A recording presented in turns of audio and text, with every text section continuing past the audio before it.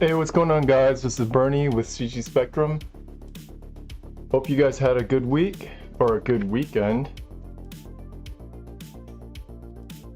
Yeah, so I know I told you guys that we'd be doing something different this week or this Monday, but I'll tell you what happened. So this is what we had before. A little squatter, penguin character, right? So I showed this to, let's just say, the client, right? And they basically wanted something that was taller, a little bit skinnier, and where you can see the legs a little better, so the 3D artist can rig it better, you know what I mean? Here it's just kind of attached to the body. On the bottom it's kind of ambiguous how it's attaching, so making the attachment a little bit clearer for rigging purposes. So what we're going to do today is I'm going to play around with the proportions and just try different things. So this is actually a good exercise because in reality, when you're working, you know, at a studio or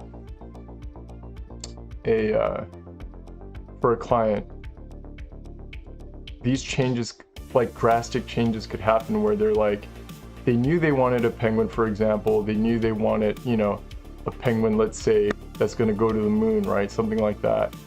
But after you kind of bring it to this point where it's almost done, they have second thoughts about, you know, in this case, let's say the proportions, right? So you know, you have to play around with it now. You're in a situation where, again, it's not starting over, but they want to see like different proportions. So that's what we're going to explore today.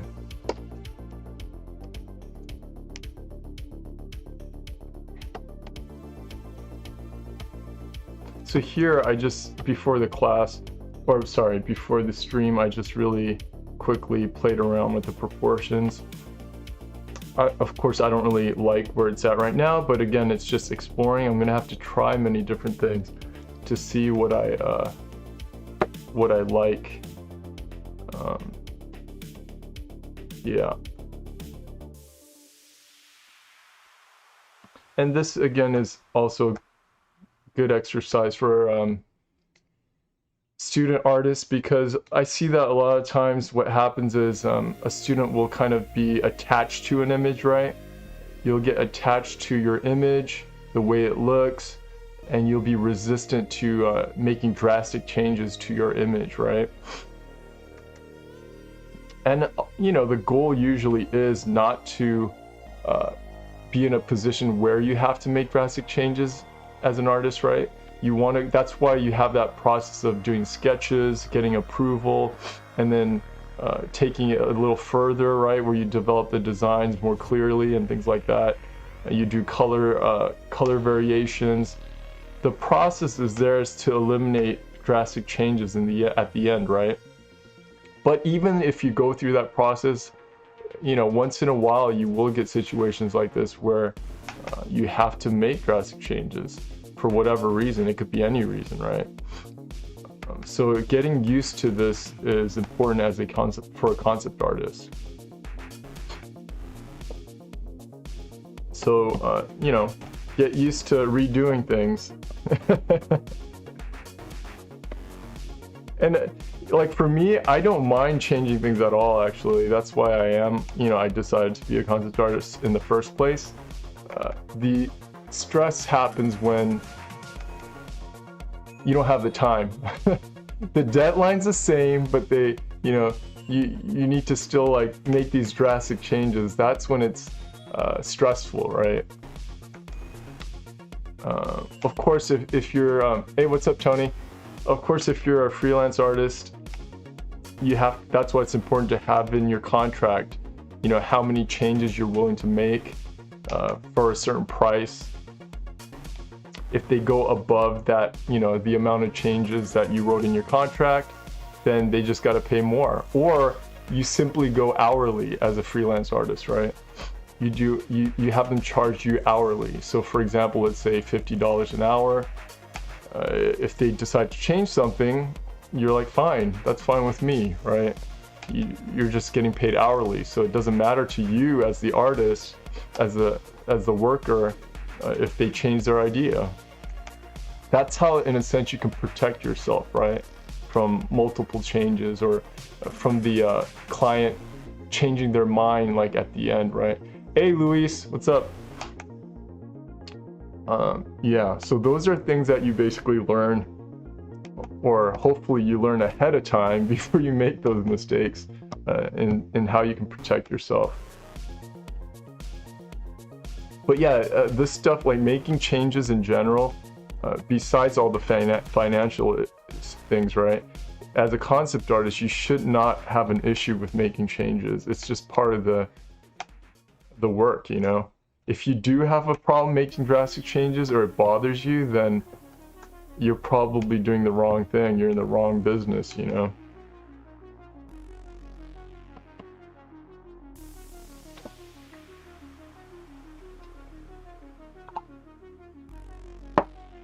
Hey, what's up, Martin? How you guys doing? You guys had a good weekend?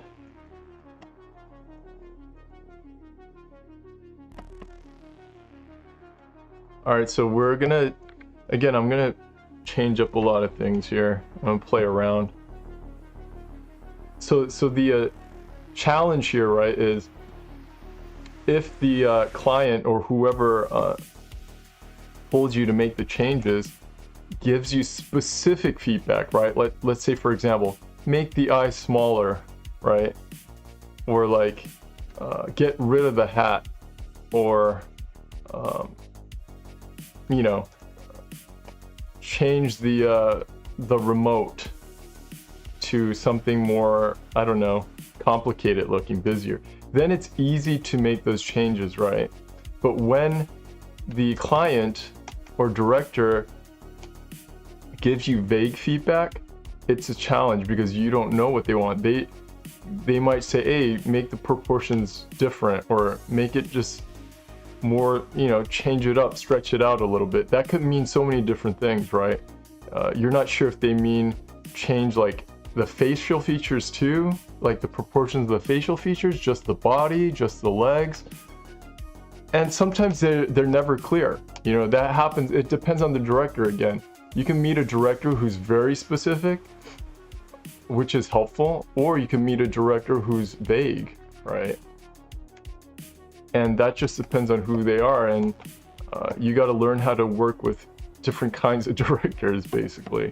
So in this case, let's just say it's vague, so you got to play around and try different things.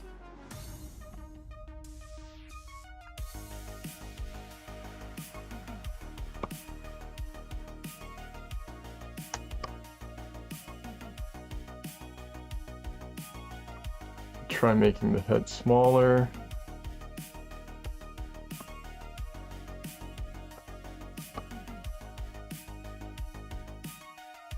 The challenge is also when you change the proportions of something, like in this case the head, it alters the overall proportions of everything else.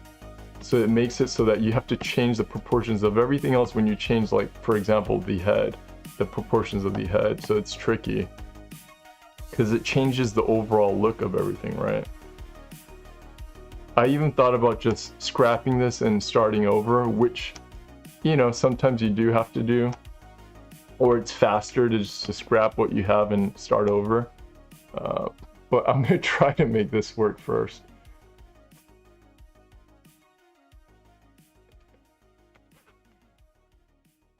Cool, guys. What are you guys working on today?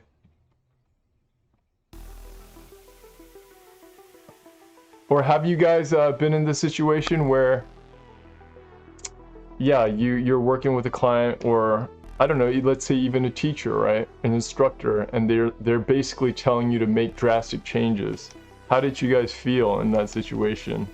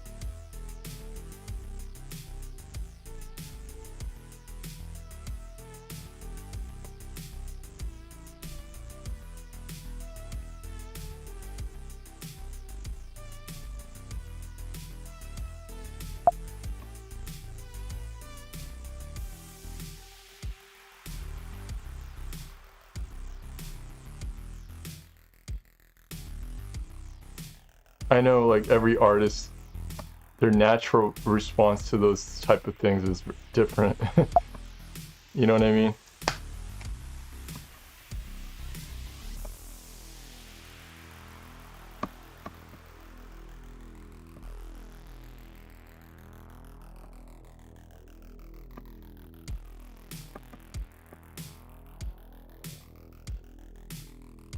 Oh, that looks weird.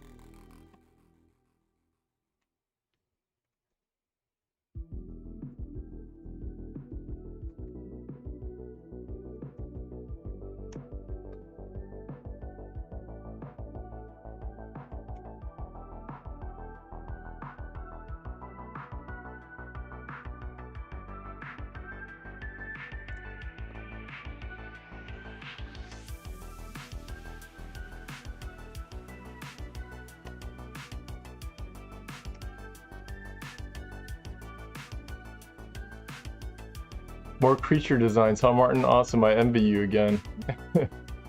Luis, are you doing a king? Cool. Tony, Android stuff, cool. Luis says, I guess you need to be always mentally prepared for changes. Yep, it's again something you get used to. Yep.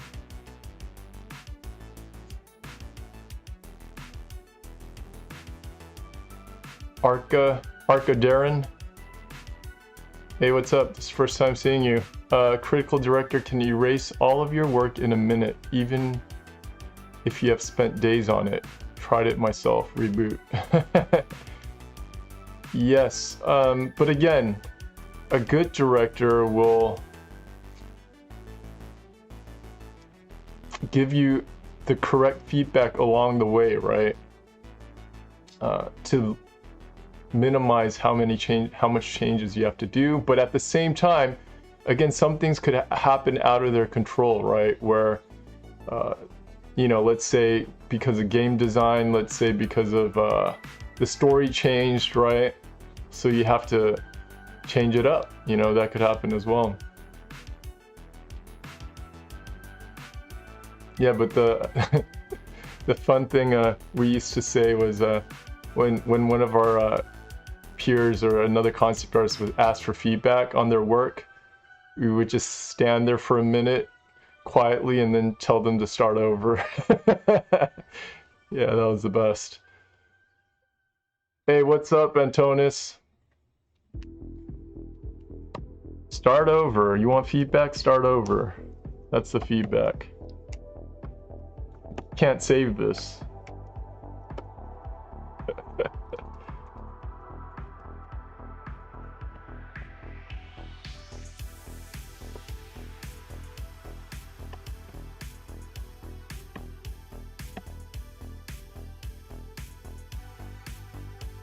Oh, he looks like an egg. Looking back at this guy.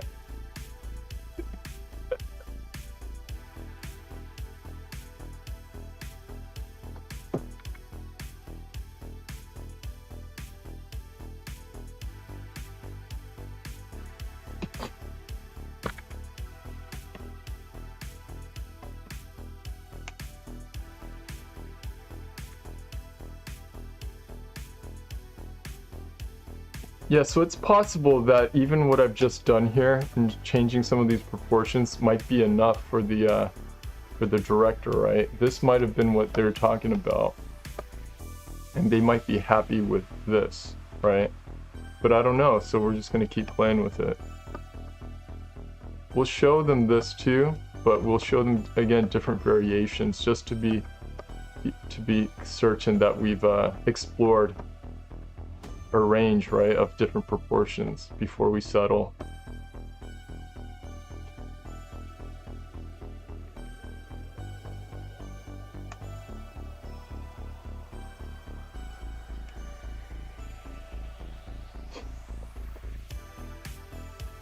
Again, I think I told you guys this, but I knew a guy who worked on a concept for 5 months. 5 months on one concept. Imagine that. I mean, that would just drive you insane. Doing revisions on it, little changes to it.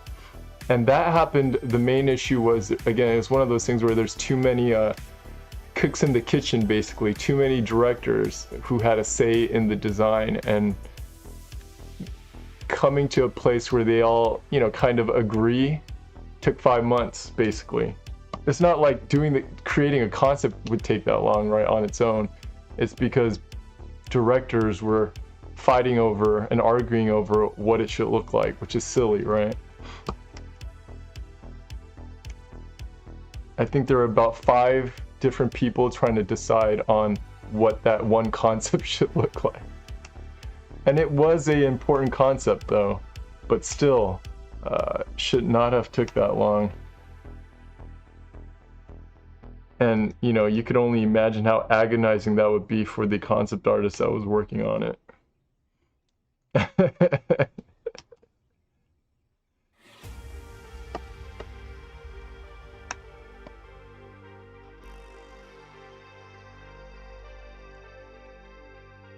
I'm just glad it wasn't me. It's actually a friend of mine who had to go through that.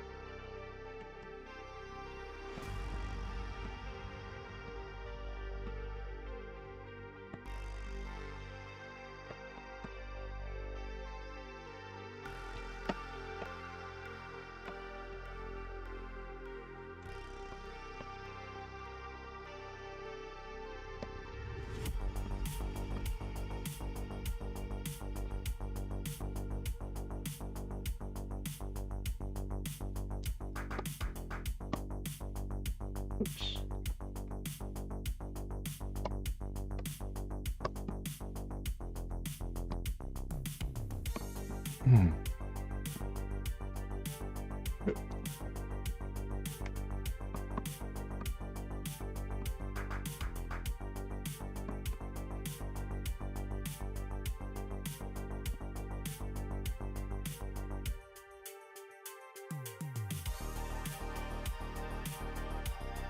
Excellent, yeah.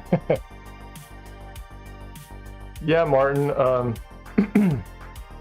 yeah, I don't know about the legs. This is what they're asking for, meaning like to be able to see it. Again, I'll play around with it more. Maybe I could find a compromise, something in between, right?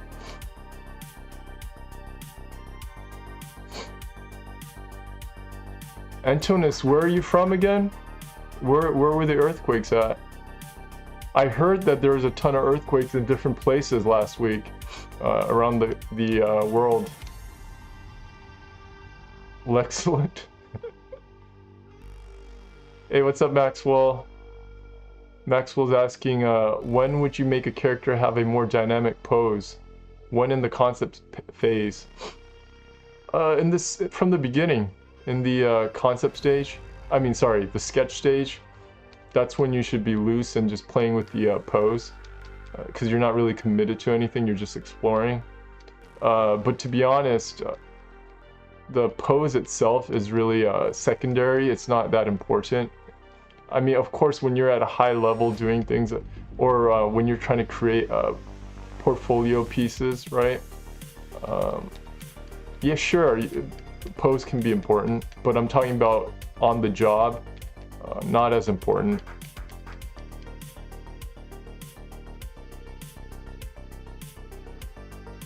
But yeah, I would definitely explore the pose during your thumbnail stage, sketch stage.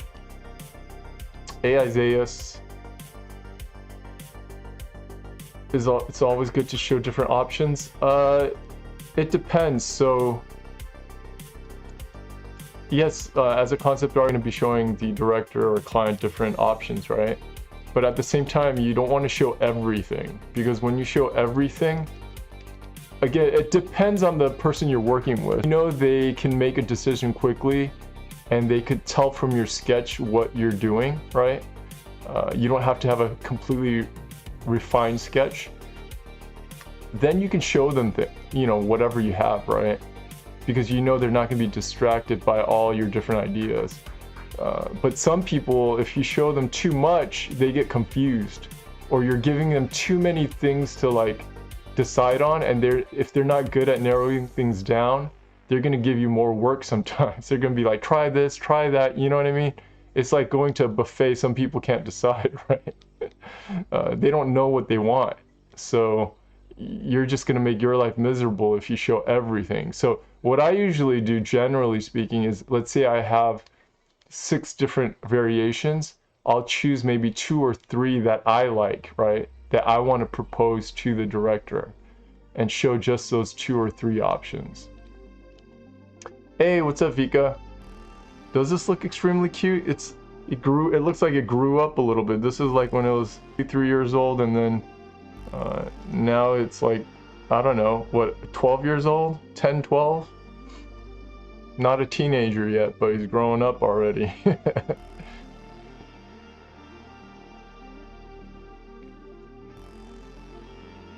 As poses are most useful for the animation stage, where in character, again, it depends on where you work, every studio.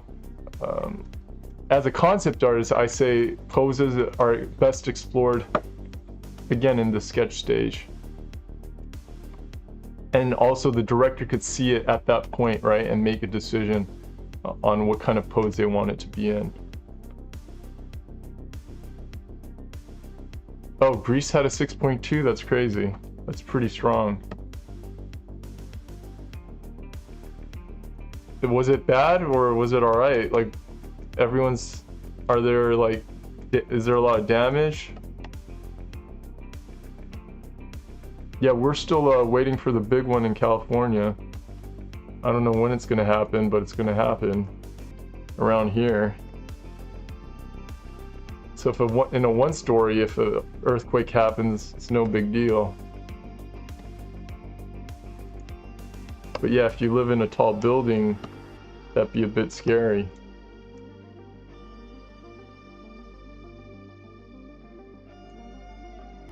But yeah, I've been through quite a number of earthquakes, because I grew up here basically most of my life.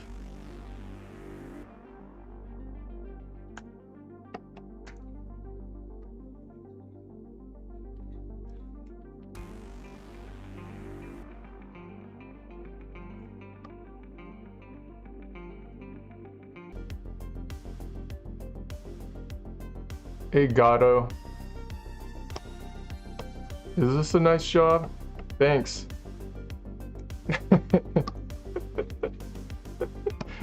Again, I guess, like, I don't know how to view this, because it's not my normal style of how the content I draw, the subject matter, and the style is not what I'm used to. So I don't know how to judge this myself. I'm just doing it because that's what the client... So that's why I'm doing this. Like a more simple, like, design that a 3D artist, beginner 3D artist can model. Again, not something I'm used to doing. Usually it's the opposite, where they want, like, what I'm used to doing is like high detail.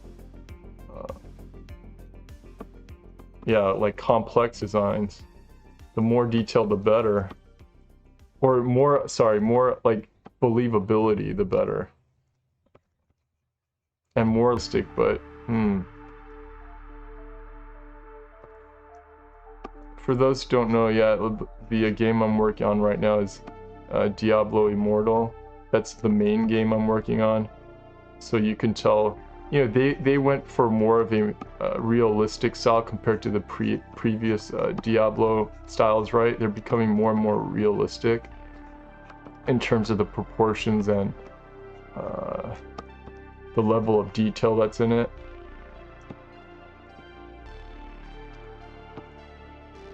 So that is what I'm more used to right now, at least. Going from Diablo to this, you can imagine it's quite different.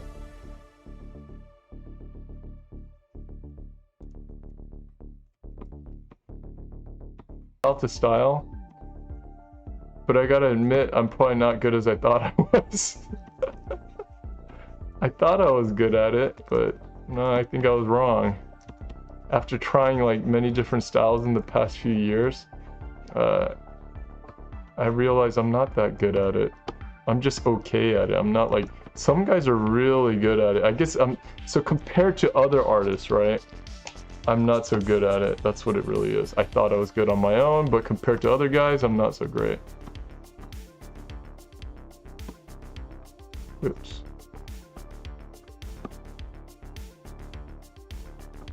Who's like that here, where they thought they were best in their school or whatever, and they got humbled later on?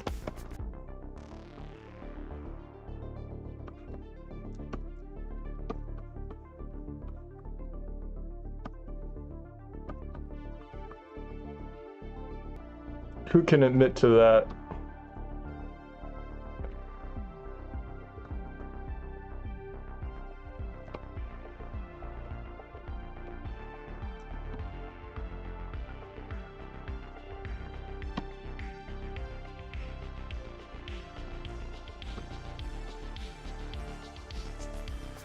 Yeah, I'm purposely altering the perspective of that particular rocket or firework, whatever that is. Yeah, I'm trying to make it a little wonky, like he didn't really set it up right.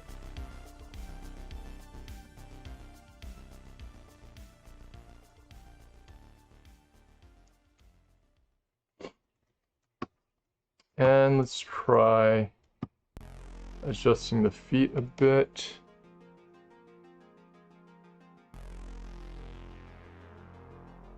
Oh, you're living on the 3rd floor, Antonis? Yeah, that'd be a little scary.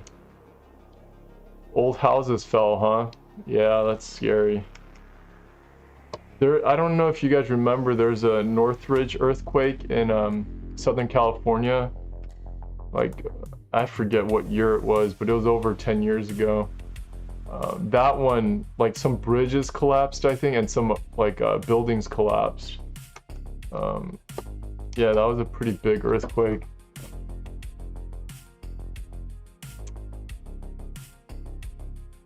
Oh man. Martin says that an aunt of his had to endure a 6.8 earthquake on the 27th floor. Yep, that's scary. That's scary. Because I could only imagine what it looked like from the outside. You've seen like those videos of bridges or buildings like kind of they almost look flexible, right? Where they're moving by the wave, like a wave. That could be happening to a tall building, you know what I mean? That's scary.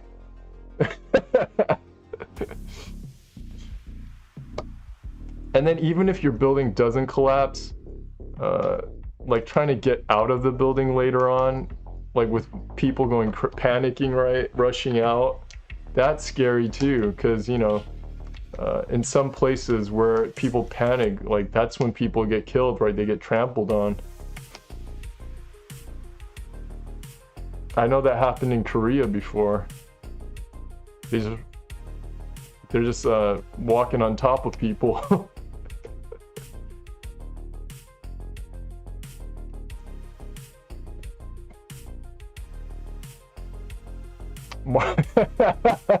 Martin says, I thought I was a bloody ace savant when I was in school.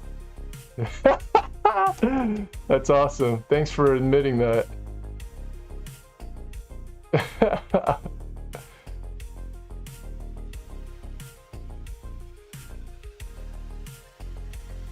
Martin says he's been humbled beyond his expectations. That's good. It is good. It's good to be humbled as soon as you can be, as soon as possible. Like if you're humbled too late in the game, you might quit. You're tempted to quit or give up, you know what I mean? Because it's like you get woke too late in the game, you know what I mean? So you feel like, oh, I've been BSing myself this whole time. I've been delusional this whole time, you know, too long. So it's hard to adjust at that point. But when you're humbled early on, then it's good. You can make those adjustments. You feel like you still have time, right?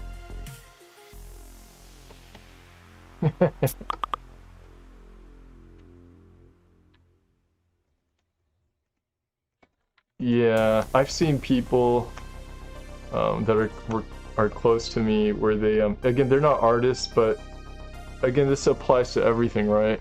Any field. I've seen people who are, when they were kids, they were, you know, they got trophies for things, awards for things, right? Because they were great at performing or taking tests or whatever, right? Spelling bee, blah blah blah, right? Yeah, and they were the best in their class or best in their school, and then they move on up to college, or you know, they try to do like higher level things, right? And they're surrounded by people who are minimum just like them, you know what I mean? Who are the best in their class, best in their school, whatever. And they have a you know, a rude awakening basically about, you know, having sober judgment about where they really stand in comparison to you know, a group of people. They don't know what to do at that. Some people quit at that point. They just don't know how to adjust. Because they're always used to winning, right? They're always used to being the best, and then they don't know what to do when they realize they're not. So yeah, I say it's best to learn that early on. Be humbled early on.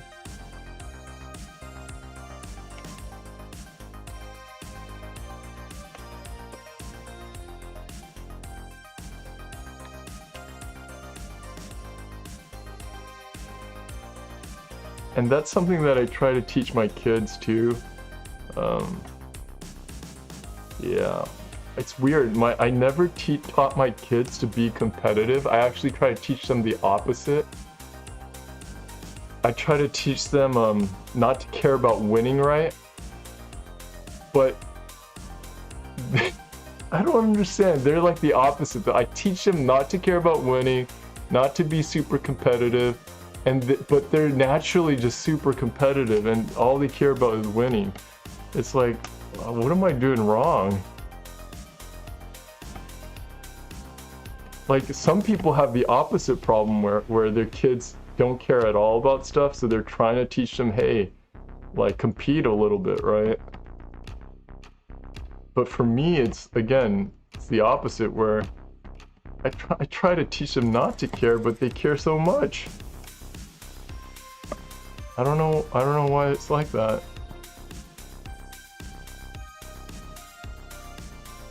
I tell them I don't care about grades. I tell them they don't have to do their homework. I'm such a bad parent. I'm like, you don't want to do your homework, don't do it. I tell them don't do it. I don't care, don't do it if you don't want to do it. But then they're the ones who care about it for some reason. They're the ones who are like, oh, I gotta do my homework, I gotta do this right. And when they get bad, like they don't get a perfect score on their tests, they get upset about it. And I tell them, I don't care. I don't care about grades. Why does that matter? I just tell them to focus on learning, you know, growing and learning and having fun learning, right? I'm like, you're gonna fail, it's fine. But then they're the ones who push themselves more than I push them. I always tell them, like, you could quit at this or that, I don't care. Yeah, it's weird. Maybe it's like reverse psychology on them, right? Where I tell them, don't care about it, don't worry about it, and then they have it has the reverse effect, right?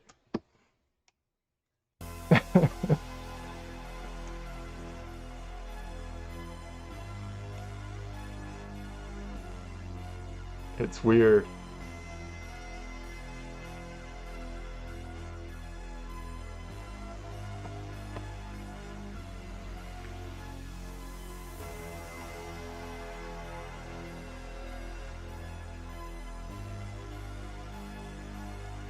Hey, what's up, Wei?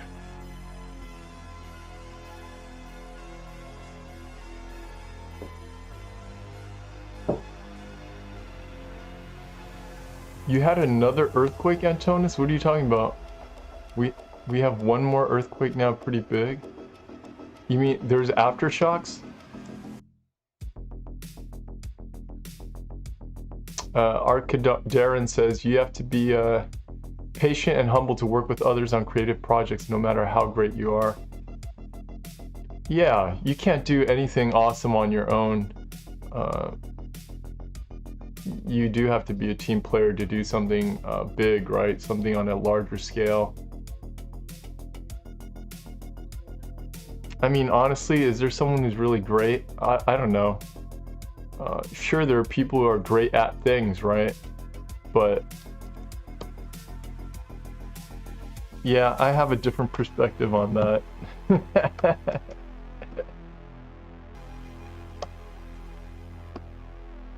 It's, at the end of the day, it's just art. I know maybe some of you guys would, right? At the end of the day, it is art. It's just art. Hopefully you guys understand what I mean by that when I say that. I'm not saying like this is dumb or anything, right? I'm saying it's important to put things in perspective, right?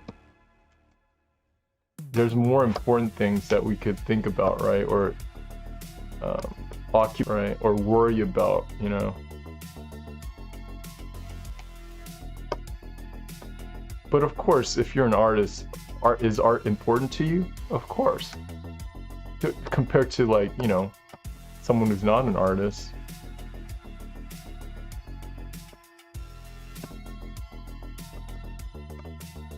But I think sometimes people get things out of see things out of perspective, like, quite a bit, where it's like, hey, wake up, it's just art, don't take it too, like, serious, you know what I mean? Hopefully you guys know what I mean. Hopefully I don't get stoned here.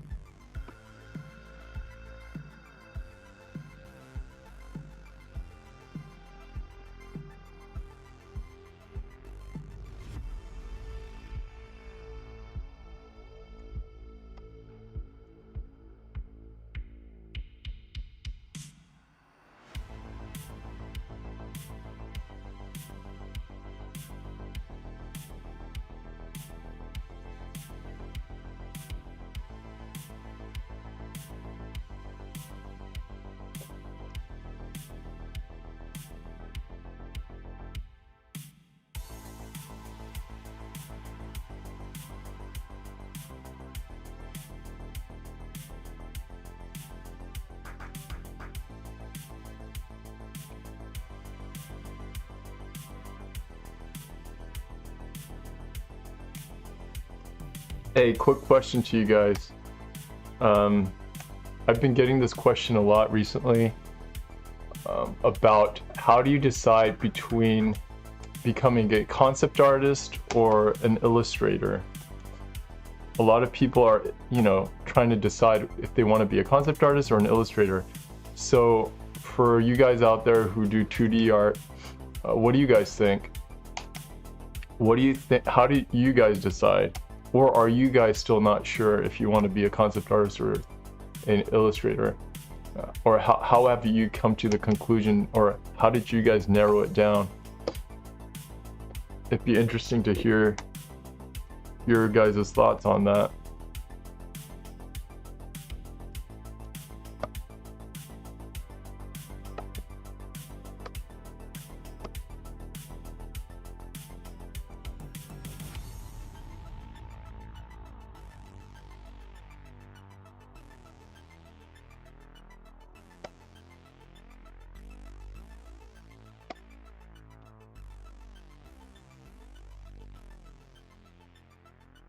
Whoops.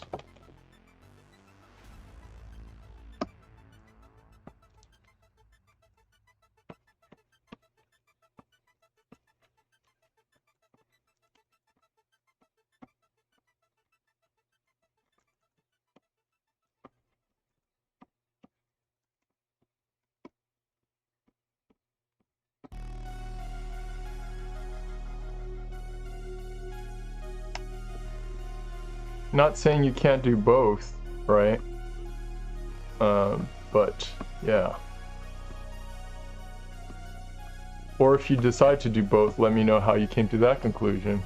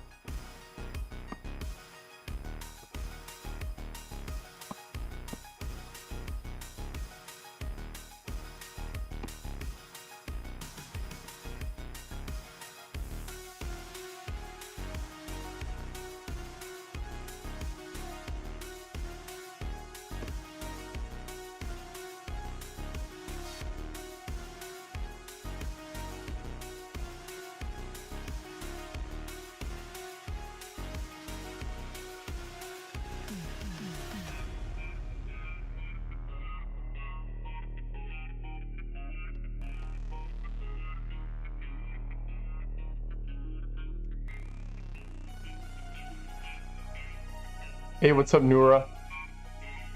Nura says, I don't know whether I want to be a 2D or 3D artist. Oh, 2D or 3D? You want to do both? Interesting. Yeah, so there's a lot of concept artists these days that are learning 3D, right?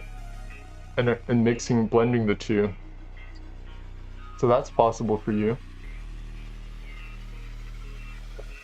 Kasha says, I want to do it all. Yeah, I understand what that feels like. In college, I definitely had a tough time narrowing things down. I knew that I had to because of time, right? No one has enough time to do everything. So I knew I had to narrow it down. So I spent like maybe a month or to decide. Like I really struggled with it. I really thought about it a lot, thought things through, and then I decided to be a concept artist. I'll explain to you guys why, but yeah, it can take some time. But you guys, I usually recommend that you guys do decide when you're starting off. Again, there's rare cases where you can do both, but generally, for most of us normal people, right? Most of us who aren't savants like Martin, right? Well, actually, savants only are good at one thing usually, right? But anyways, I'm just messing around, Martin. Yeah, for most people who aren't geniuses, right? I recommend you narrow it down. Wei says, I decided based on the descriptions. I like ideas, so I thought being a concept artist would be neat. But illustration is cool too. Yeah. For me too, I like the ideation stage, coming up with ideas. I never get tired of that.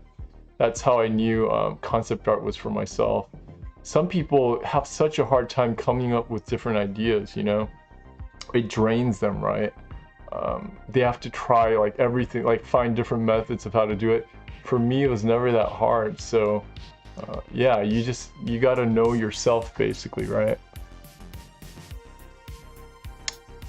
Martin says, I decided to go for concept art because I want to create characters, environments to be used in entertainment media. Illustration is very cool too, but I just love the idea of concept art. Yep. I also like the idea of seeing like my designs, right? Things that I created in a game, right? Seeing it animated, seeing it interact with other characters in the game, seeing it in a cinematic, being fleshed out, right? With all the effects and all that. That was cool. So like as a concept artist, you just have more, obviously more leeway in the designs that you're creating. If you're an illustrator, sorry, you have a very narrow range of what kind of design changes you can make, right? Of course, you can incorporate your own style to the illustration, but in terms of design, like what the character looks like, for example, they're going to provide you reference. So if you're illustrating, for example, Spider-Man, you can't change the design, right? You have to draw Spider-Man. You can't draw him with 4 eyes or, I don't know, like blue and like some, you know, give him whatever, like spines on his body. You can't do that, right? You have to stick to the reference. Can you change the proportions? Yes. Create your own style? Yes. But that's the main difference. Concept art, you're designing something, you're changing the design, you're adjusting, you're doing variants of a design, right?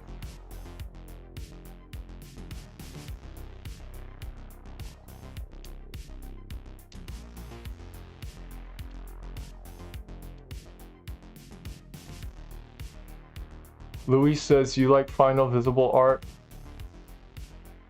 Relation with writers, directors, create from the very beginning and be part of it. Guess those are, to me, the main difference, and wondering which path.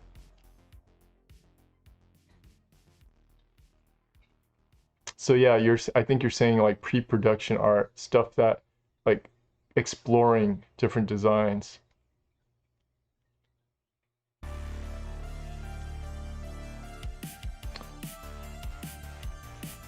Nora's asking, what was your process of deciding? Yeah, I'll talk about that. Again, I kind of touched on it already. Wei says, I guess being a concept artist is akin to the blueprint maker, while the illustrator is the blacksmith for the final weapon. That's a good way of putting it. Fun way of putting it. Yeah, the illustrator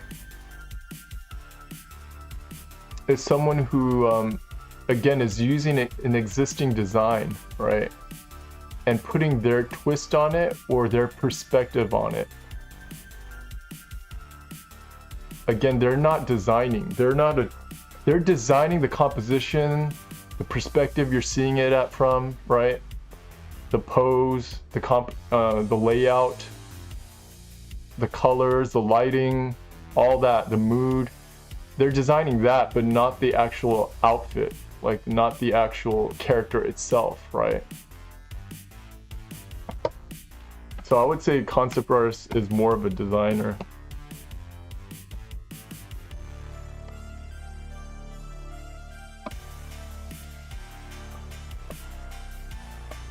And really, like I was saying earlier, the pose is secondary. The pose is not, usually the pose doesn't matter so much. It's the default pose, like seeing it, like for example, if it's an old man, he's crouched over, that's his default pose, you know. If it's like a confident character, you know, maybe sitting upright, standing upright, arms on his hips, whatever, you know, default poses are important, but nothing like, you don't need to do a crazy dynamic pose. That's, most of the times you won't be doing a crazy dynamic pose for a concept art. It's just not necessary. It's the design that matters.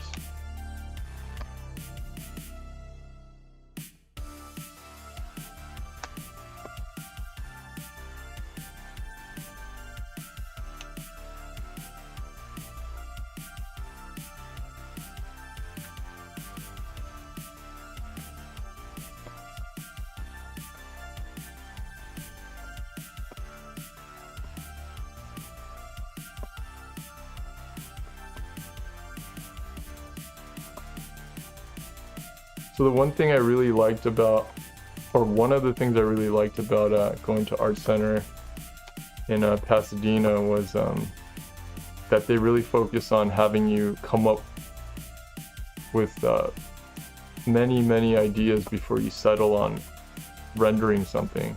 They really emphasize the ideation process a lot. So that's one valuable thing I got out of going to that school.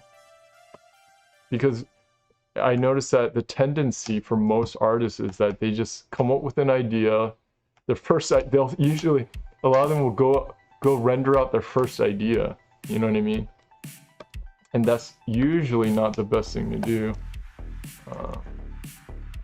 Yeah.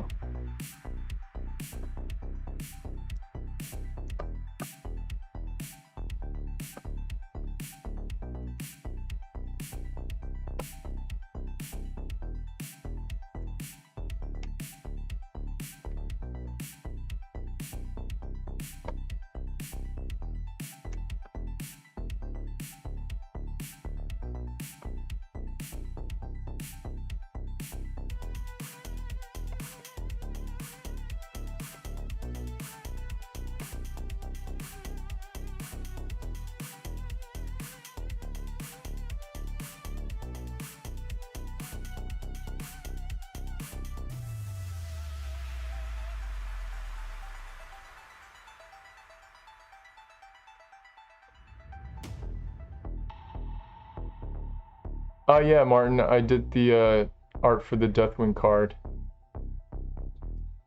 Yeah, that was a fun one to work on.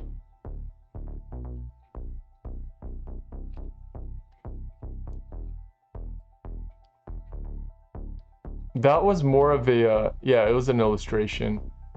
It wasn't a concept. I mean, I did concept out like the details, like I made some adjustments, but overall, the design was already done. Hey, what's up, Penny?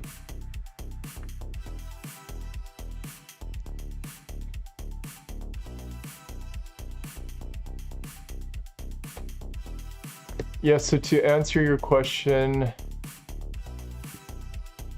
Nura, yeah. So again, it really has to do with knowing yourself, knowing what you like, what you don't like, what you're interested in, what your strengths are, what your weaknesses are. You got to analyze that first, and then see what matches up to you. You know how you are. For me, I get bored really easily if I'm working on the same thing, like right here. If I work on something more than even a couple days, I just get sick of it because my brain wants to go somewhere else already. To me, like, this is done. Like, I already did this. Like, this is already done. I'm done here. But I have to force myself to stick with it, right? To make the changes. I'm already done in my mind, right? I did a penguin that wants to go to the moon, and that's probably going to explode on the way up to the moon. That idea's already been done in my head, so, you know, I want to move on to something else. So again, I get bored very easily. So sticking with an illustration for a long period of time doesn't fit me. I can render something if I wanted to. You know, I know I have that capability because I was trained as an illustrator. But again, it's not that just because I can do it doesn't mean that's what I should do, right? Because I don't really have an interest in rendering something, to be honest. Yeah, but of course, I'm not saying you guys should be able to do only what you want to do all the time, right? Obviously, that's not the case in life. But you should try to gear things so that you can be in a situation where most of what you do is what you like, right? I mean, that's ideal. And why not shoot for that, you know? So that's how I basically decided that I should be a concept artist. I like the ideation stage. My brain never stops working, like thinking of ideas. Don't particularly like or care for rendering things.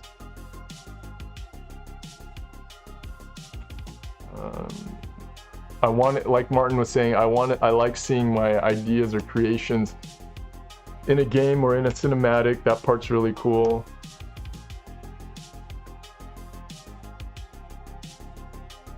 having an idea in my head and then fleshing it out, that part's fun. Like seeing it fleshed out, that part's fun.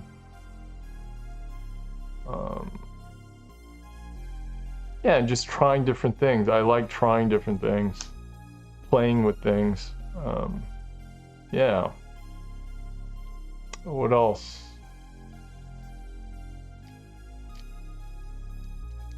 I think basically that was it. In reality, I think I mentioned this before. I actually wanted to sculpt, like Sculpey. That's really what I actually originally wanted to do in college. Make those maquettes like that you see in Star Wars or other studios. But after doing a couple projects at school, I realized, yeah, it wasn't for me because it strained, like physically I couldn't do it. It strained my eyes so much, and it drained me, like physically, not mentally, but physically drained me. I think I was too detail oriented, so I would like make all these crazy details on the sculptures, and again, like I'm looking super close at it and it would drain me. And after a couple projects I gave up on it. I was like, no, I can't do this for the rest of my life. I quit.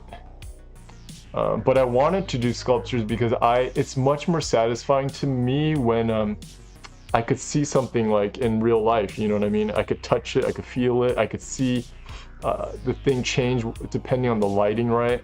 It always looks different depending on the lighting. I don't know, like actually having something there is much more satisfying to me than a 2D drawing, to be honest.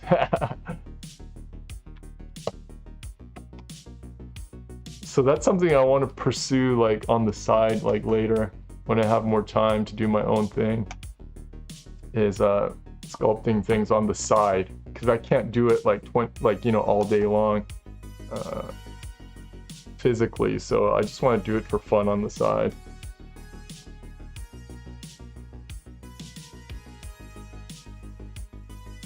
Yeah, so those are the things you got to deal with too. Those, I guess, I never thought I wouldn't be able to sculpt because of physical reasons, but you know, as you're pursuing things, those things, you know, something like that could happen, right? For whatever reason, you may not be able to do what you know you want to do for, you know, again, specific reasons. Who knows what that's going to be? But those are things you need to consider as well.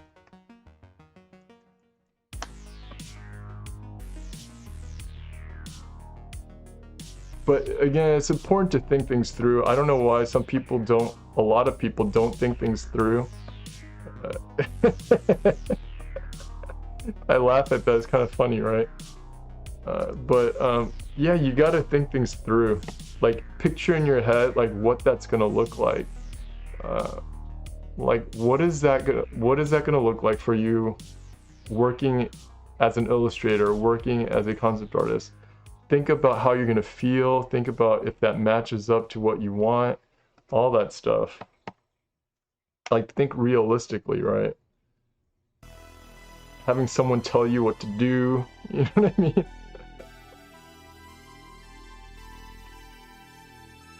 I still hate that. I don't like it when people tell me what to do. Some people like it. You know what I mean? Some people love it. Like, tell me what to do and I'll produce it, right? Some people actually like that. Because they're more focused on like producing something. Like, I don't care, right? Don't tell me what to do. I know what I want to do.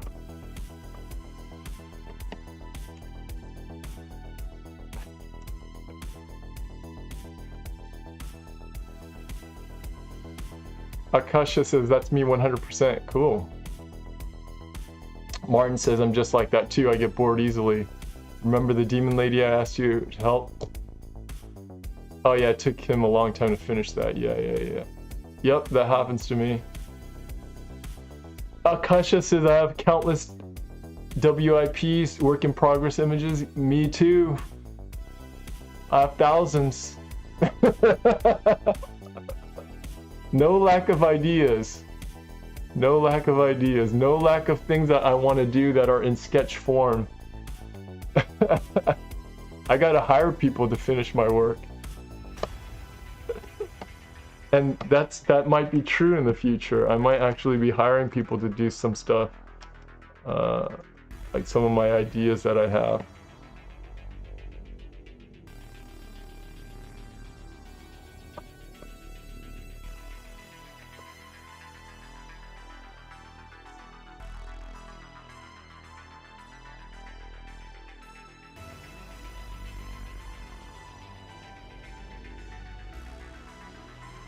Yeah, and you know, if you ever become an art director, if that fits you, that actually fits me a lot better at this point in my life.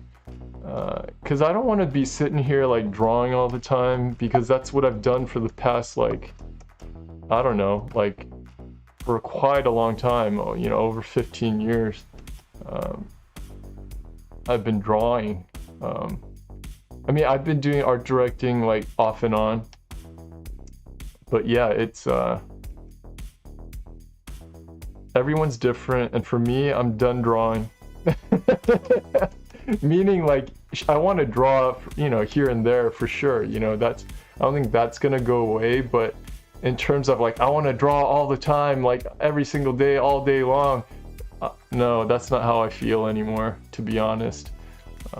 I've done that. I've been there, done that. I don't really want to. It's all repetitive to me now. It's like, it'll be a penguin with, you know, rocket boosters on his back today. It'll be an alligator with like a bomb on his back the next day. You know what I mean? It's just the same thing. And again, it goes along with me being bored. I get bored so easily. I'm done. I've done this enough. I'm done. I just want to tell other people what to do now. Yep. But again, I've seen different people. I've seen art directors who really, really enjoy like drawing as well, and they want to go back to doing concept art. Which, who knows? I might feel that way at some point. I don't know. We're always changing, right? But at least in this season in my life, nah, I don't need to draw every day.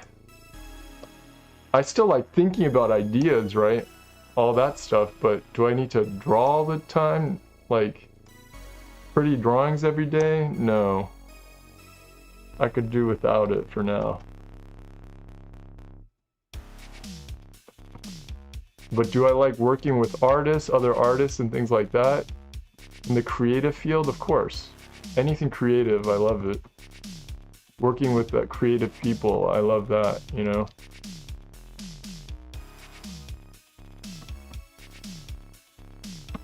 Seeing like what other creative people create, that's awesome too. That part, I still love that. Seeing what you guys create, all that stuff's awesome. Different perspectives that artists have. You know, when you give them the same assignment and you see 4 different artists come up with 4 different like directions and ideas, that part's fun to look at.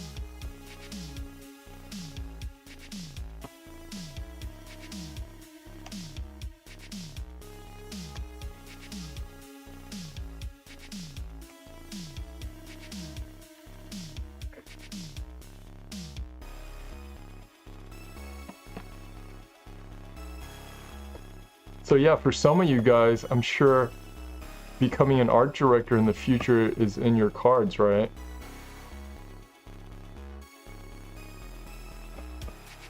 And for some of you, it's not, you know? And that's something to kind of keep in the back of your mind too, is like, what do you want this to lead to? Like, sure, you're doing concept art or illustration now, but what do you want that to eventually lead to? And you don't need to think too deeply about it, because you got to take things in steps, right? But at least, you know, having thought about it, you kind of know why you're doing what you're doing. You know what I mean?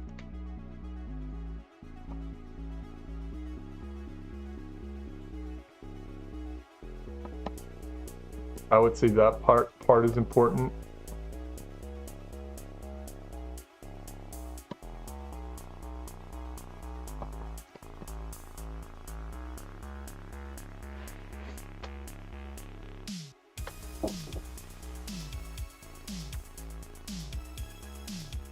Hey, what's up, Dick? I missed your question. Dick is asking, how competent an artist do you have to be on a game design team? Is it more about the concepts and writing? I'm not sure if I understand your question clearly. You're saying how competent of a concept artist do you have to be on a game team? So I'm gonna assume that's what you're asking. You're asking, is it more about the concepts and writing? I don't understand what you mean by writing. Like the story? Sometimes you could be in a unique situation where the game developer or the studio will, the writers, if they have writers, some of them do have writers, they will be willing to work with the concept artist to come up with the story. So while the writers are working on the story, they'll have the concept artists explore different designs as well, like visuals, right? And then the writers may be inspired by the concepts and vice versa, right? The concept artists can be inspired by the writing, and they together come up with like a story, you know what I mean? So that could happen. How competent do you have to be as an artist? You should be as competent as possible, you know? So yeah, I'm not sure what kind of what you're asking me there, but you have to, these days you have to be very competent. I mean, the more competent you are, the higher chances of getting a job, right? There is no end.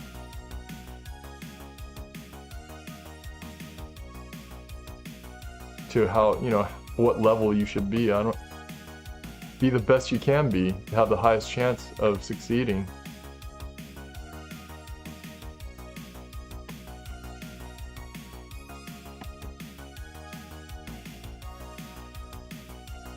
Art ADHD, yeah. Hey, welcome back, Antonis. Noura's asking, did you ever try ZBrush sculpting? I'm going to soon, in a few weeks. I have to look into that. Because I'm going to have to teach it, actually. Yeah, it looks interesting. Again, it's just more of a time thing for me. I always wanted to look into that, but to make a significant amount of time to focus on that, I just didn't have the time, but in the next few weeks I will have time. So I'm definitely going to try out ZBrush and Blender, actually. Yeah, my mind kind of works weird. Maybe a lot of you guys are like this too. It's hard for me to, I need to have a significant amount of time to explore something. It's not easy for me to like multitask at the same time. Like I get very divided in my mind. I have to be able to focus on one thing at a time, kind of. Yeah, I'm jealous of people who can multitask. I mean, I can multitask if it's something I've done before, right? But if I'm trying something new, that's what I mean. I need to be able to focus on it.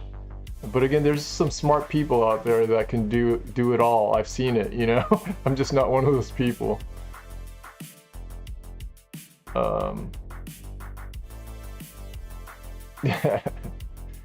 Yeah, Akasha says I might also need an assistant or small team in the near future for all my projects. That sounds great, yeah. Yeah, you know those guys, the masters, right? The old masters, like, or Michelangelo, they all had assistants, right, painting with them, right? I mean, I wonder how much percent they actually painted. You know what I mean? And how many assistants they actually had, right? I'm sure they had a lot.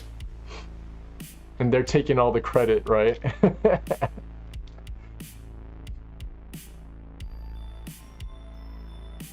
Screen runners, huh? Yeah, I've heard of that. Oh yeah, Mudbox. Yeah, that's one of the ones too. It's cool.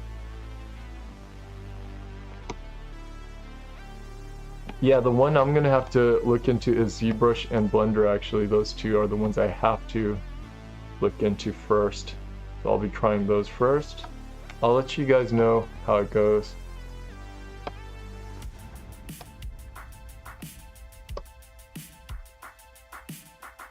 I did I played with 3D programs in the past, like Maya and 3D Studio Max, when I was in college actually, and a little bit as a professional.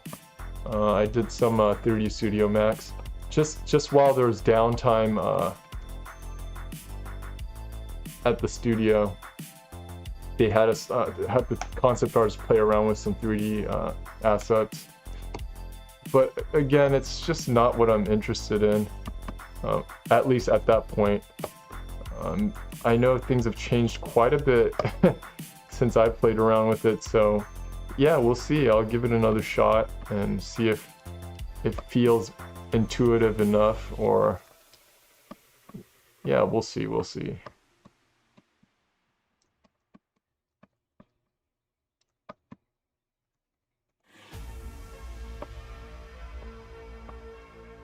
I definitely think that all that 3D stuff is going to be a huge part of the future, even for concept artists, especially 3D artists. But I'm sure it's a matter of time until like that all becomes, even for characters, you know.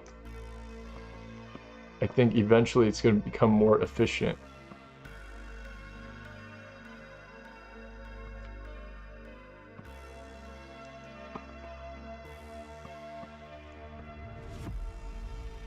And it might be a situation where the 3D artist is basically just touching up and cleaning up what the concept artist did in 3D.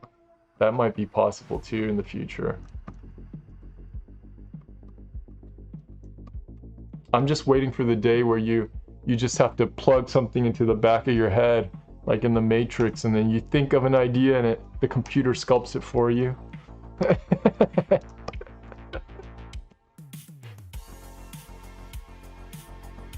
You're like, I'm done. Look at what I just thought of. But at the same time, in that case, because everyone could do that. Unless you have some crazy ideas, I guess, that are different from everyone else's.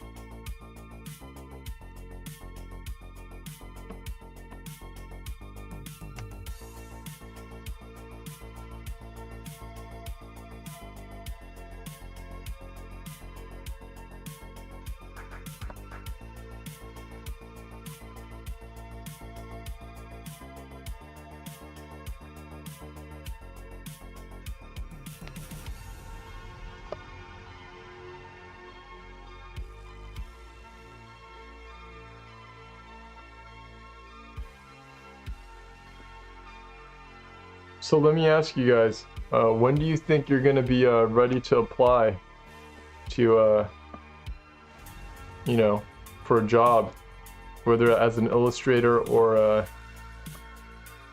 concept artist? I know some of you guys are already doing freelance work, like Martin, right? But when do you guys think you're going to be ready? How many months, years? What do you guys think? That's also, I'm asking because that's also something important for you to assess, right? Have these goals. Think about how long it's going to take to push yourself, right? To be ready.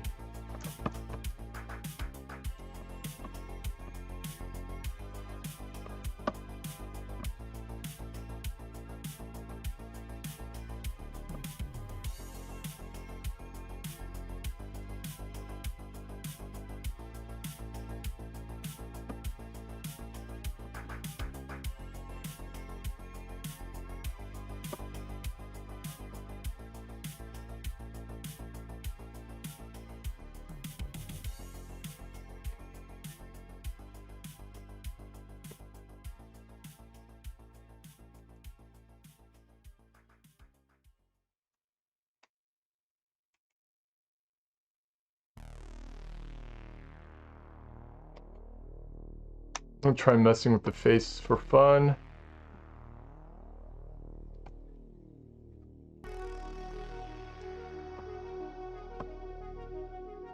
No one wants to answer that? When you guys think you'll be ready? I hear crickets.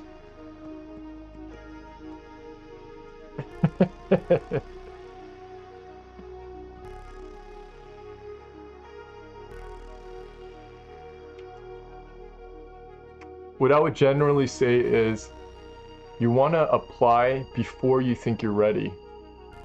If you're waiting to be ready, usually people wait too long, I think. You want to apply even though you feel like you're not ready. For some people, of course, hey, the answer would be, you got to work on your portfolio a lot longer, you know what I mean? To be honest, right? But for others, those who have sober judgment of their work, I would say, apply sooner than you think you're ready, you know, put yourself out there, and that in itself will be a learning experience for you, right? If you get feedback from people, that will kind of teach you or affirm things, or give you more of a realistic view on what you need to work on.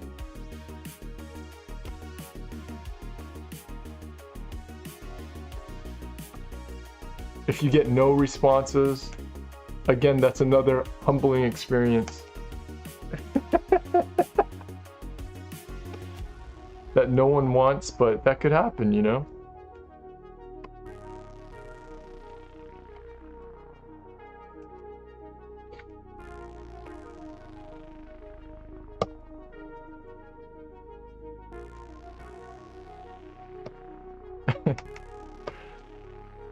I hope you guys don't misread why I'm laughing. I'm not laughing at you guys for that, if that happens. It's more like I understand what that feels like. That's why I'm laughing. And that's just part of the game. That's part of the whole thing.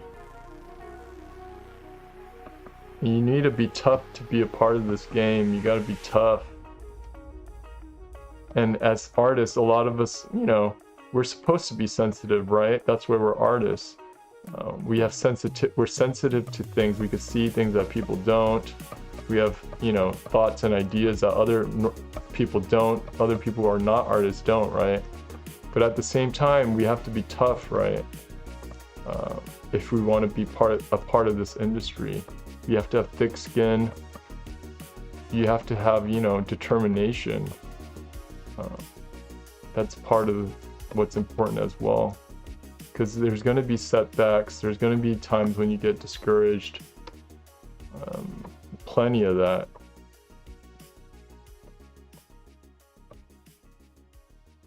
Yeah, but you have to be willing to keep going, keep moving forward.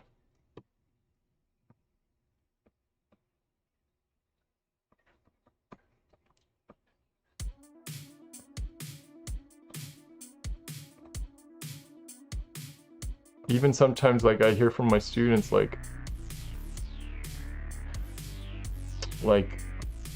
on a weekly basis, like sometimes people could have bad weeks, you know, bad weeks, bad months, bad years.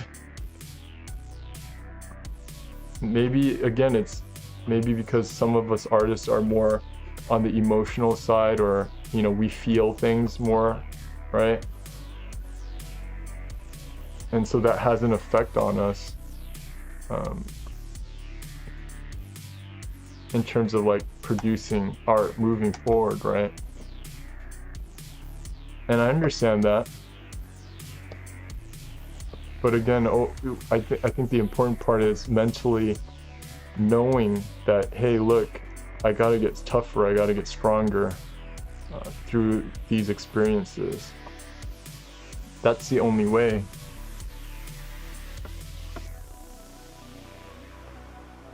That's part of the game.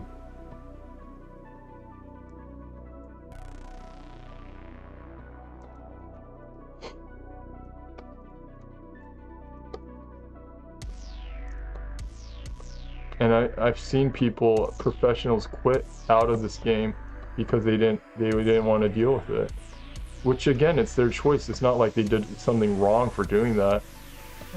I respect their decision, you know what I mean? That's fine. If this isn't for you, because it's not for everyone, that's fine. It's good that they made a decision like that. That they can, like, have the freedom to do that.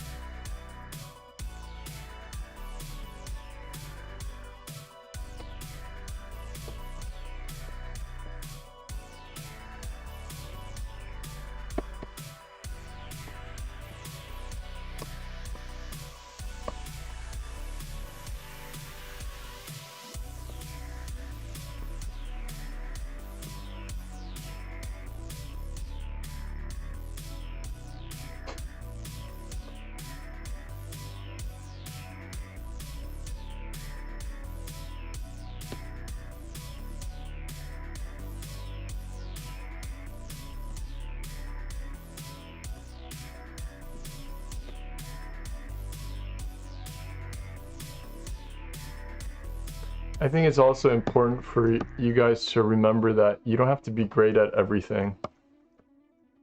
I think as an artist, you know, if you're critical of yourself, like your artwork, it's easy to forget that because you know your weaknesses, right? You know all the things that you're not good at or great at. So, but yeah, it's always important to remember to work as a professional. You don't have to be great at everything. I'm not great at everything. I suck at a lot of things. But you do, in my opinion, have to be good at one or two things, at least. Be great at one or two things. And then you can get a job. They'll hire you to do those one or two things. You know what I mean? And they'll hire someone else to do the things that you're not good at.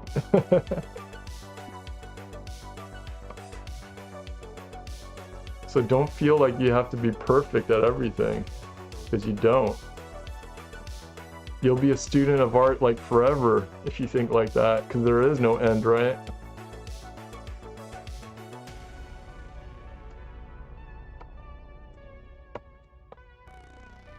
Get paid to learn. That's a smart thing to do, get paid to learn. Be good at a few things, get a job, and for the rest of your life, get paid to learn.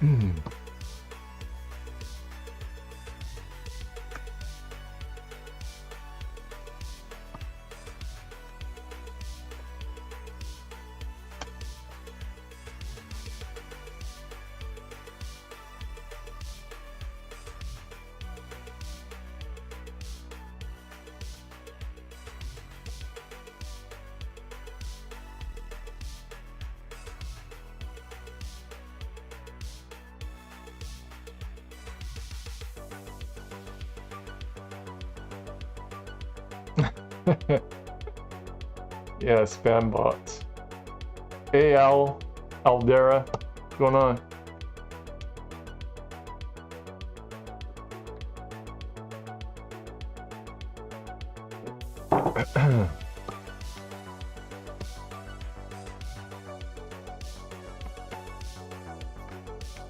Hey, by the way, do you guys have a lot of artist friends? I'm talking about artist friends in your neighborhood or close to you, like that you can meet up with in person, things like that. Like artist friends you hang out with in real life, not in World of Warcraft.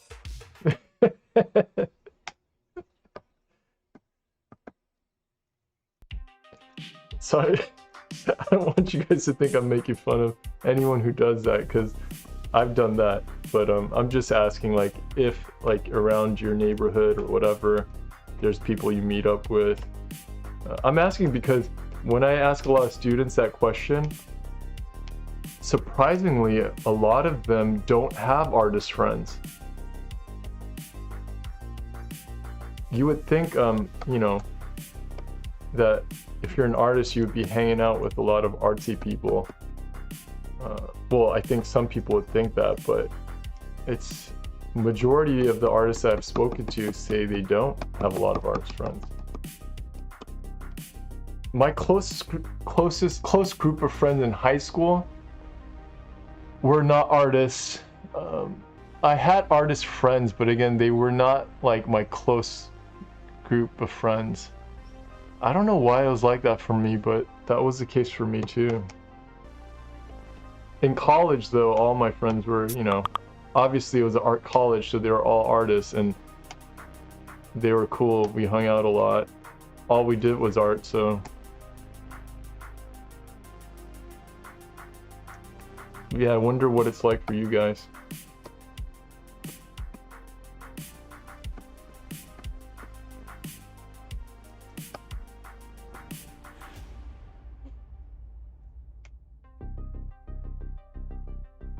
Good morning.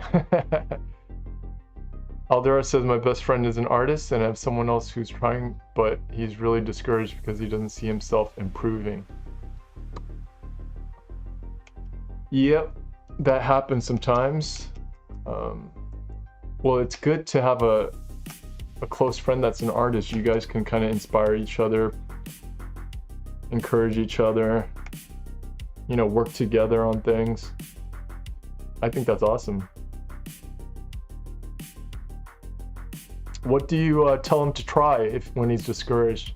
Do you give him like practical feedback on what he can try out to like move forward? Or do you just listen? Sometimes people just want you to listen, right? They don't want to hear your advice. Which is true, you know, for a lot of people. It depends on the situation. Sometimes you just gotta listen. Sometimes people do want practical advice. I would say that's rarer, almost. Sometimes it sounds like they want practical advice, but they don't really.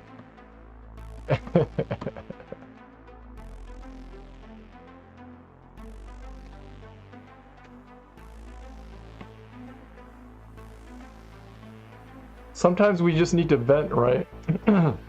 That's how I am. I vent on these streams sometimes. Maybe not. Sometimes I do, I think. But yeah, sometimes we just need someone to hear us out.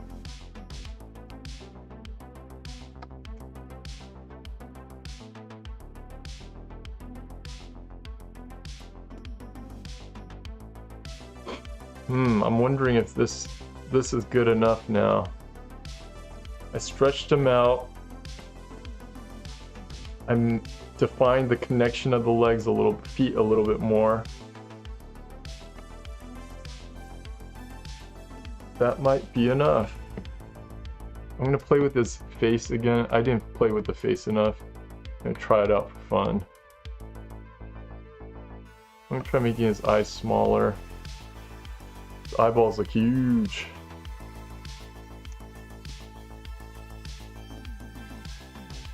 They're bulging out. Bulging out of his head.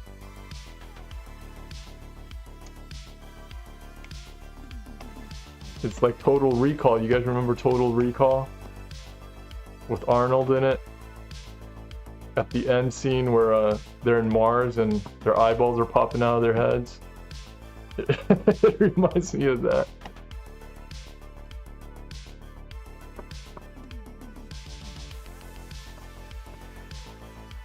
That's an old movie though, for you guys probably.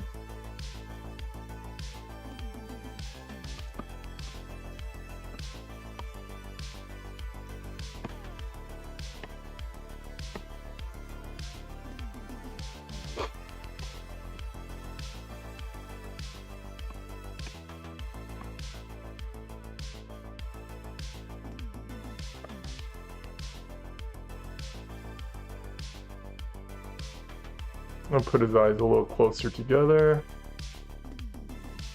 Try that out.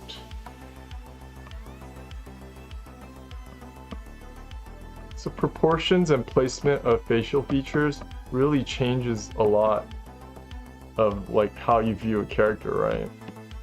So it's a good practice to like play with proportions and things like that once you're done with once you feel like you're done with an image. Just getting in the habit of playing around is a good thing to practice. Not being afraid to change things, you know, even when you're done with it. I do that all the time. Even like drastically changing the colors. I do that quite a bit.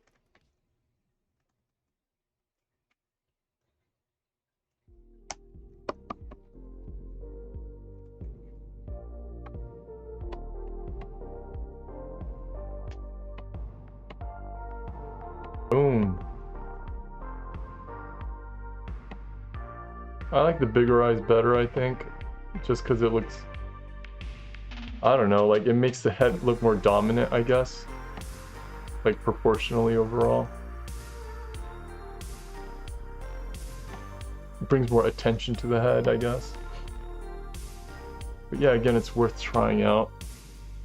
This definitely changes the proportions, like it makes the head look a lot smaller when I bring the eyes closer together and scale them down.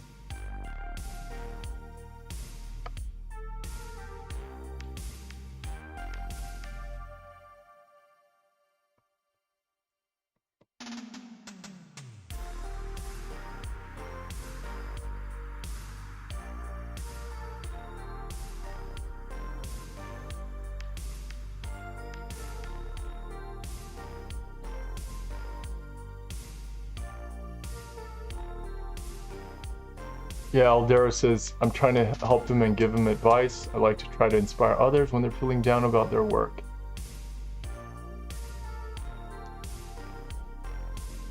Oh, JD Smith, you like the smaller eyes, huh? See, everyone's opinion's different, right? So that's where, you know, showing variations to the art director or client, why that's important. Yeah. Because they may see this and feel the same way, like where they're like, oh, that's much better, right? So it all depends. Oops.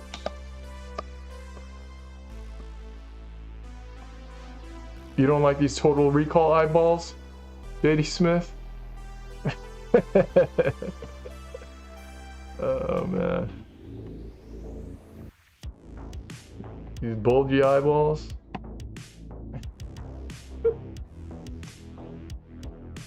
Yeah, it's definitely different. Different feel. Again, the 3D artists can also feel like they have the freedom to adjust the proportions according to how they want it to look. You know, hopefully that's communicated in the assignment that this is going to be used for.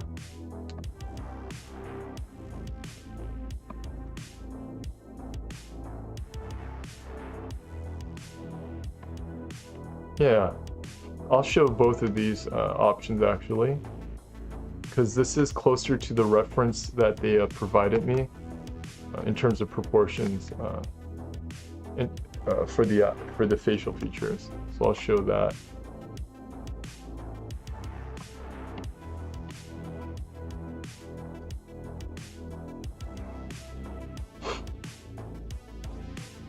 Cool. Yeah, it's good to hear your opinions about this.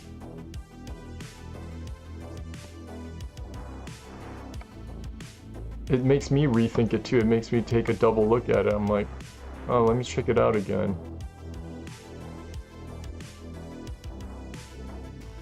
because when I compare it to our original, right, I'm like, wow, that looks like a blob. It looks like a jelly bean. Compared to this guy, right? That looked like a jelly bean.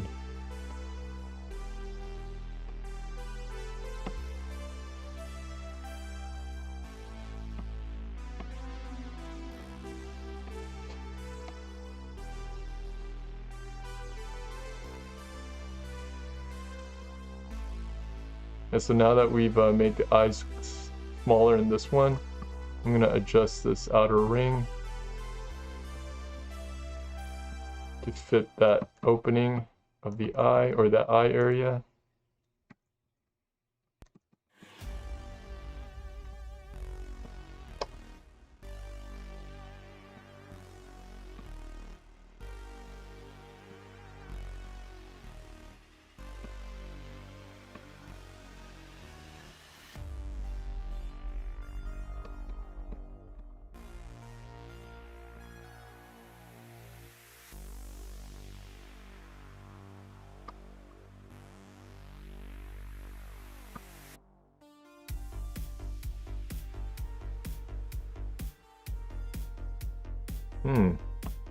That looks a little better, I think.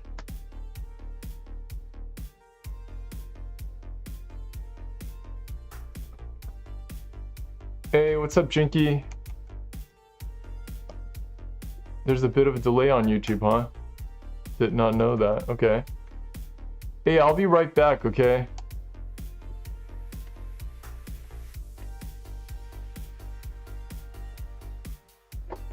By the way, if you guys could give me a like on this video, I'd appreciate it.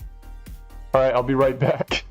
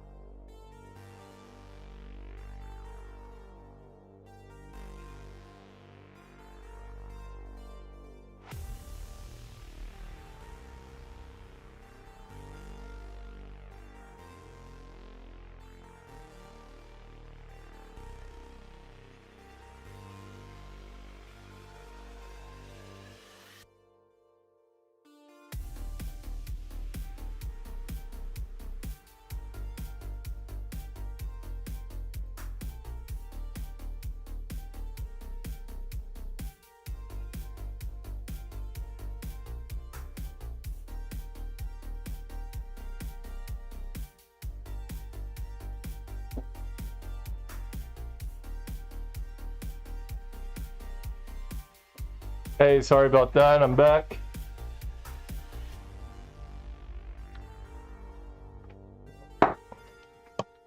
Alright, you guys have any questions about stuff in general, about art?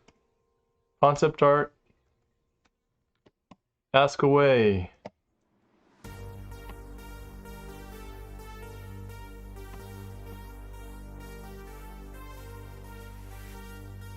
Man, this area... This part of the head looks really squashed now that I'm looking at it. So it's another good thing is to do is walk away from your artwork. If you're just staring at it for hours, it's hard to see certain things, right? So walk away from it once in a while to get a fresher look at it.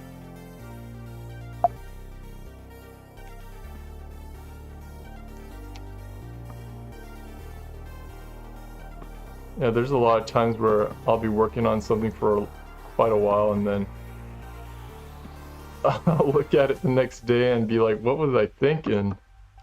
Does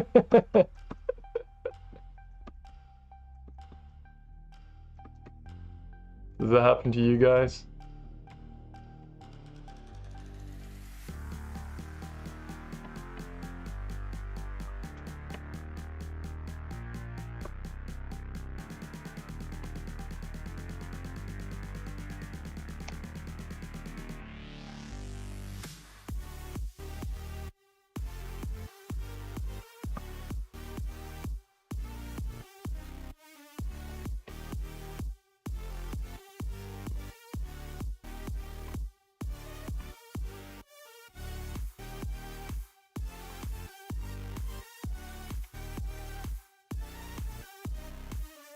Who likes the small eyes better?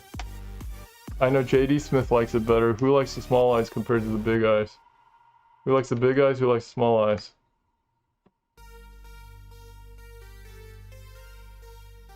I guess this looks more normal, the small eyes. It doesn't look like his head's about to explode and his eyeballs are about to shoot out of his skull.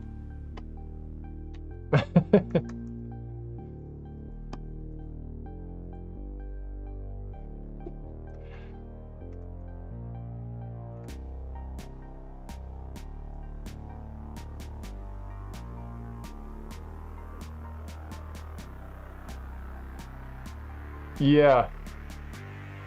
Aldera, yeah, sometimes you gotta sleep on it, yeah. Aldera, you like the small ones? Okay, cool. Good to know. Yeah, I'm starting to like it a bit more as I'm staring at it. Or taking a second look at it. Let's go with this one then. It's actually closer, like I said, to what they wanted, or the reference they sent to me. Yeah, the reference they showed me in terms of like to correct the proportions or adjust the proportions. So let's just go with this one.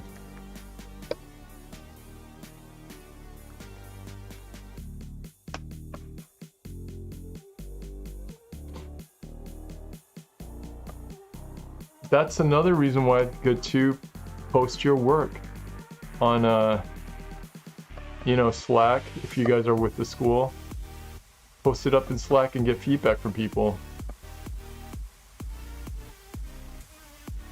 Or even just online, you know, get feedback from people. Of course, take it all with a grain of salt, right? Some people are just nuts, right? And they say whatever they want. Or they say things that, you know, it's really just their opinion. But when a lot of people say the same thing, right? Then it's usually right, you know? I mean, I'm not talking about everything. I'm talking about like with your artwork. If there's a common common thing that people are saying, you should at least rethink it for sure. Like what I'm doing right now, I'm rethinking it. I'm like, okay, maybe the smaller eyes do look better. Let me check it out. Why are people responding positively to the smaller eyes? Let me look at it. It's something where you should, it's a sign that you should reconsider what you're doing.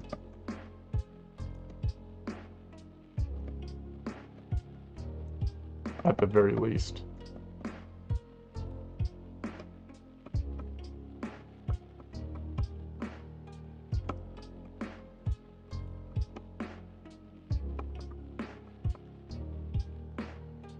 I remember when I was applying to Art Center College of Design in Pasadena, I met with a counselor, or art counselor at the school before I applied. I was going to apply for the scholarship as well. So when you enter the school, there's they have you apply, or you have the option to apply for a scholarship. And that scholarship is really the largest chunk that you can get at the school. Like after you enter the school, you could still have apply for scholarship every semester, but that amount is very small compared to when you're entering the school. So anyways, I met with the art counselor and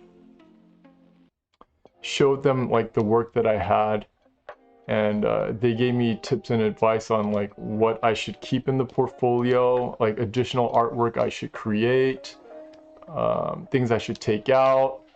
And it was actually, so 60 to 70% of the images we agreed on, right? Like before going in, I was thinking, oh, I should keep these in. And then 30-40% of the images were completely different from what I thought. Like some images that I was actually going to throw away, they told me to put in. Yeah, so it's interesting. They obviously have the experience. They obviously know what the people who are reviewing the the portfolios are looking for. So I took their advice and I ended up getting the scholarship. So again, it's one of those things where you may think you know everything, and you may have your good reasons for why you think an image is working or not working, but it's important to get feedback from others, and usually qualified people, right? People who have you know, from other mentors in this case, right? That's why yeah, post stuff on Slack. It's very important. It's a valuable resource for you guys.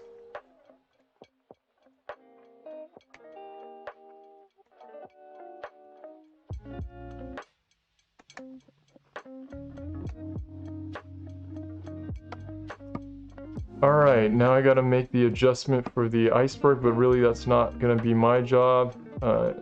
Like I said, I keep saying someone else is gonna work on it. But at least to show off that kind of how this guy's standing here on the surface, trying to create some space, negative space here, to show that it's not touching the ground. The belly isn't, at least. I'm gonna do that.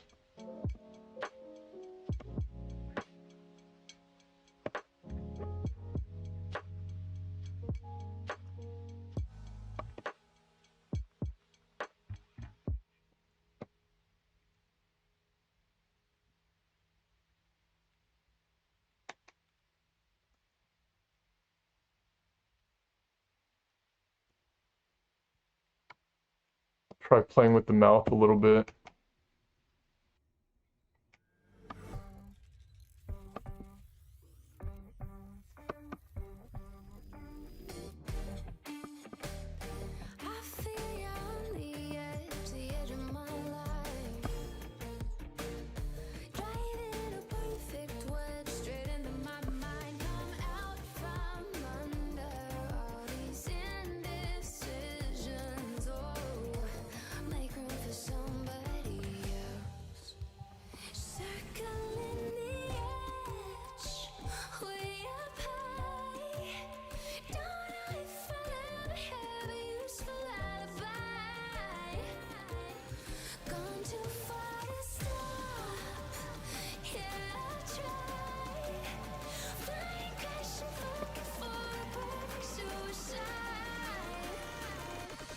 Jinky says bigger kind of looks cuter, but smaller looks more right, I think.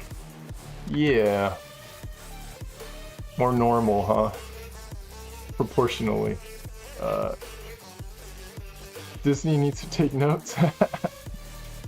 Their eyes are pretty big, right? How much time do you usually give to finish a full concept piece?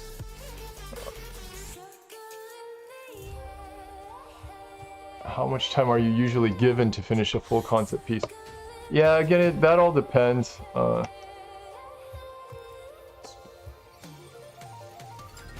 It could be anywhere from, you know, if it's for example, if it's an NPC character, so it's not a very important character, like not a main character or a main boss or anything, you could be given anywhere from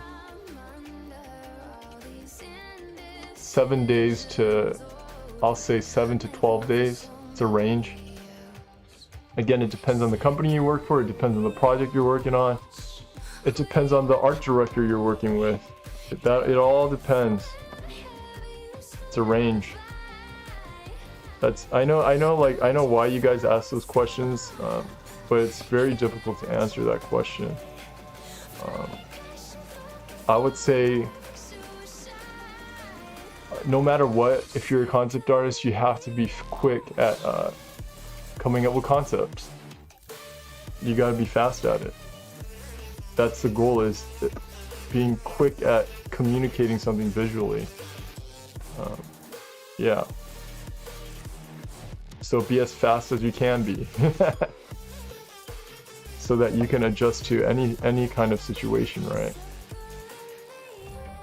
Any kind of a company, any kind of art director or whatever. It won't make a big difference to you. Yeah, and again, some companies give you a lot of time to explore. They want to see more explorations, right?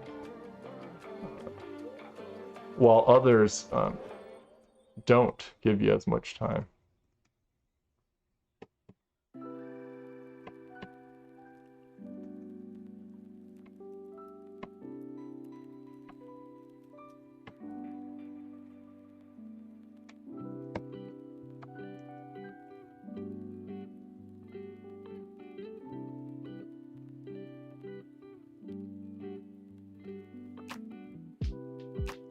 I told you, one of my friends spent 5 months on one concept, so there you go. That's a huge range, isn't it? And sometimes, you know, they'll just want something, they'll need something like in an emergency, like quickly, because let's say they forgot something, or they need you to like paint over a screenshot, or sorry, a work in progress image for a cinematic. Like they have a shot where they want to adjust the lighting, or they need to show it to a compositor or a finisher. Then they'll have you spend maybe a day or two on it. And it won't look pretty, but it'll at least help the finisher to know what the director wants. So those things happen as well.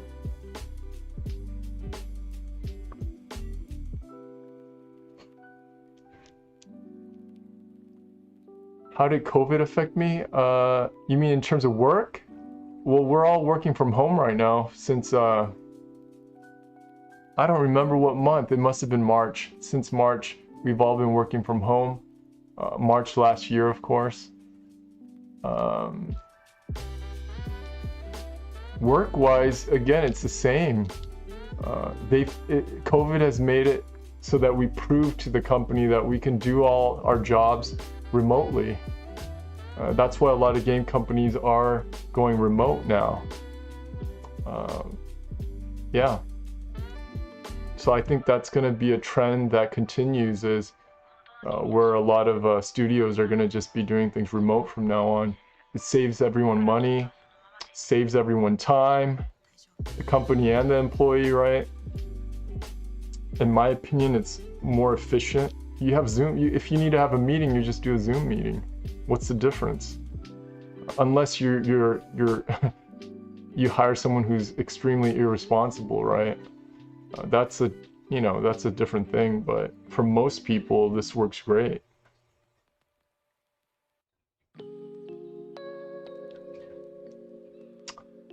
What else? How has it affected us?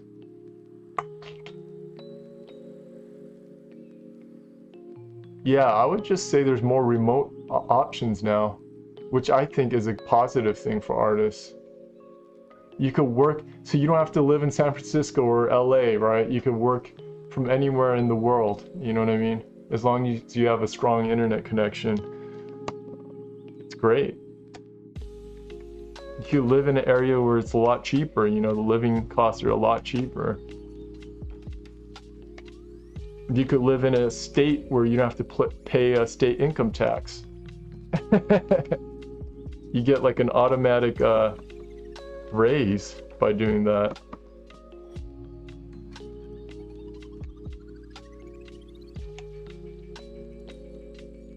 It's awesome for artists, I think. Sure, like I miss, you know, jumping from desk to desk, like doing paintovers for people, like interacting like that, having that collaborative environment, that energy, right? That part we're gonna miss, right? Especially I think for entry-level artists, it's fun to be in that environment. Yeah, so I would say, of course, I would miss that. Or for entry-level artists, they would miss that part, just learning from other artists sitting next to each other, right? And it's fun, like depending on the company you work for, it could be really fun. But for me, I've already done all that, so it's fine with me the way it is right now.